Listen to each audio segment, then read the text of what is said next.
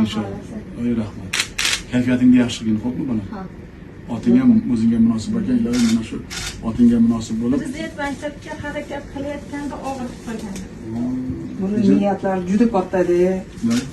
Planlar juda ko'p. Xudo xolasa, mana shu transplantatsiyalarni o'tkazib olsak, Transplantatsiyadan o'tganingdan keyin sen yozib ol. Men buni prezident maktabiga ekzamen kirgizaman. Yozib qo'yaman.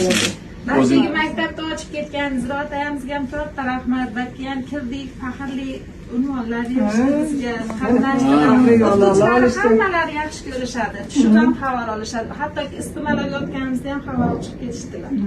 Rahmat, ranjolari sog' bo'lsin. Sog' bo'lgin. Kayfiyatlaringni yaxshi qilgin. Bitta narsa, faqat umiding yaxshi bo'lsa, niyating yaxshi bo'lsa, Xudo xolasa prezident maktablarida o'qib, jonajon vatanimizda, yangi O'zbekistonda kelajaksan. Men bunga ishonaman. Xo'pmi? Ota-onangni qanday niyat qilgan bo'lsa, men ham shunday senga niyat qilaman, shunday qayg'uraman, shunday qiynalaman. Nimaga hamma narsa qo'limizdan kelgan narsa sizlarni davolash qo'limizdan kelmaydi ekanmi deb men bularni qiynab bugun o'zim kelganimda maqsadim shu. Kelishdikmi?